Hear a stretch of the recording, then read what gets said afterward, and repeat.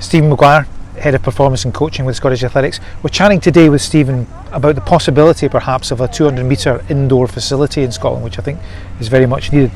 A lot of talk, Stephen, about in Scottish tennis and tennis in Scotland about the Andy Murray legacy. It's become a catchphrase. Yeah. When Scottish athletes in track and field are performing at such a high level globally, is it really important that we try and maintain that peak and look for ways to do that? Yeah, and I think you're absolutely spot on in that question. Is how do we capitalise on it? How do we enhance it? How do we make lives better for our athletes and our coaches? And how do we actually recognise and how do we persuade people that this isn't the cream in the cake? This should be normal. You know, this should be a normal request, this should be a normal goal, this should be a normal aspiration. You know, it should be much greater than, you know, we need a 200 metre indoor track. Of course we do, but we need a series of them. You know, we need the environment created that it becomes normal, not, it's seen at the moment as this big thing that, oh, you know, with this and with that. But this is a normal request. We're not looking for anything more that the Germans haven't got, Eastern European countries haven't got. They're two a penny in the States at all the universities. We just want a level playing field.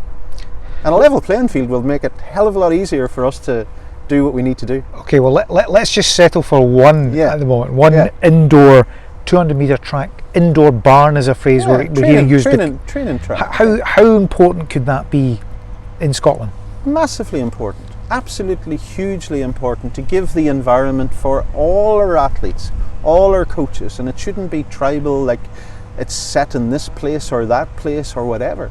It shouldn't be about the clubs or whatever. It's about giving athletes the opportunity to train indoors, to develop their skills, to develop the mechanics, to develop their events, to actually train in an environment. And Scotland is a magnificent country. It's a sport-mad country. But nobody's going to tell me that from November to March in particular that it's the right thing for a sprinter to train outside, Laura Muir to train all the time outside, Ailey Doyle to train all the time. We just need the proper facility, and it's massively important. It's also massively exciting because we haven't actually gone to this level of debate before. But I'm going to re-emphasise to everyone, it's just normal aspiration. So it is actually being talked about in the highest circles imaginable at the moment, isn't it? Yeah, and we're lucky that we have Mark as the CEO who's driving it, and we've got a board and Ian and everybody that's who's driving it, and we've got a sport who recognise, and they recognise that it's a normal aspiration. And yeah, it is, and I think, you know, we're getting engagement from various people in authority that are actually taking on board what we're saying. Well, just below the level of the Laura Muir or the Ailey Doyle would be clubs and coaches. It would be really crucial, would it not, for those in that area or all over the country to say yes, we'll make a regular commitment to be there. Buy into it.